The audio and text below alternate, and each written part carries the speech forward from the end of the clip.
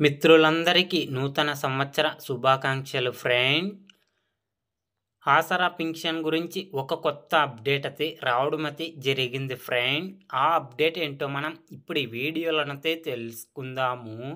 మీరు ఈ వీడియోని ఎక్కడ స్కిప్ చేయనట్ల చివరి వరకు చూడండి ఫ్రెండ్. అప్పుడైతే నేను చెప్పేది మీకు అర్థమవుతుంది.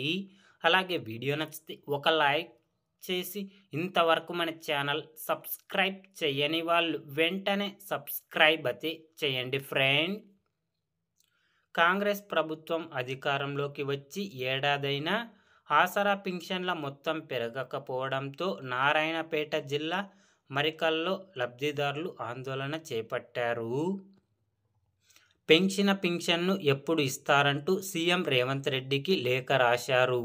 అధికారంలోకి వచ్చిన వెంటనే 2016 ఆసరా పింఛన్ను 4000కు పెంచుతామని, 3016 దివ్యాంగుల పెన్షన్ను 6000కు పెంచుతామని, ఎన్నికల సమయంలో ప్రజలకు ఇచ్చిన హామీని నెరవేర్చాలని వారు గుర్తు చేస్తూ మంగళవారం ప్లే కార్డులు పట్టుకొని పోస్టాఫీస్ నుంచి తహసీల్దార్ కార్యాలయం వరకు ర్యాలీ చేయడం అయితే జరిగింది ఫ్రెండ్స్. కాబట్టి ఆసరా పింఛన్ డబ్బులు ఈ నెలలోనైనా డబ్బులు పెంచండి సార్ అని సీఎం రేవంత్ రెడ్డికి లేఖ రాయడం అయితే జరిగింది ఫ్రెండ్స్. కాబట్టి తొందరలోనే ఆసరా పింఛన్ డబ్బులు 2016 నుంచి 4000కు, అలాగే 3016 నుంచి దివ్యాంగుల పెన్షన్ 6000కు పెంచే అవకాశం అయితే ఎక్కువగా ఉంది ఫ్రెండ్.